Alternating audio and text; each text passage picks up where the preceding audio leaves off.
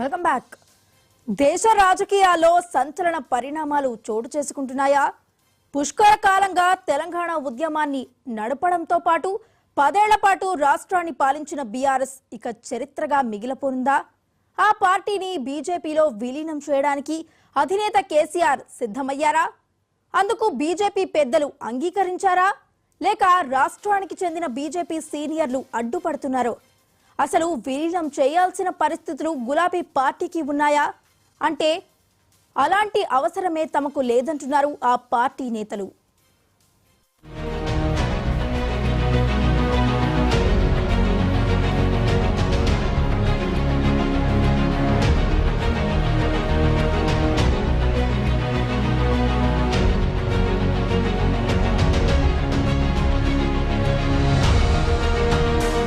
తెలంగాణలో రాజకీయ పరిణామాలు ఆసక్తికరంగా మారుతున్నాయి.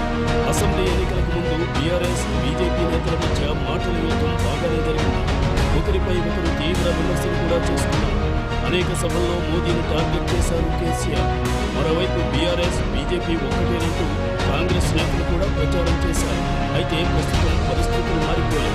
రాష్ట్ర రాజకీయాలు తల్లకిందులయ్యాయి. బీఆర్ఎస్ అధికారం కోల్పోక కేంద్రంలో మరోసారి బీజేపీ అధికారంలోకి వచ్చి ప్రధానిగా మోదీ కొనసాగుతున్నారు. అటు కేసీఆర్ ప్రత్యర్థి సీఎం పేటమికి పవర్ కమిషన్ కాళేశ్వరం స్కామ్ అంటూ నివేదికలు తెప్పించుకుంటున్నారు. 6 ఎమ్మెల్సీలు కాంగ్రెస్ తీర్థం పుచ్చుకోగా టీఆర్ఎస్ నేతలతో పాటు మరికొందరు ఎమ్మెల్యేలను చేర్చుకుని రాజకీయంగా దెబ్బతిడుతున్నారు. మరోవైపు కేసీఆర్ కూతురు కూడా జైల్లోనే ఉన్నారు. దీంతో కేసీఆర్ సంచలన నిర్ణయం తీసుకోవడానికి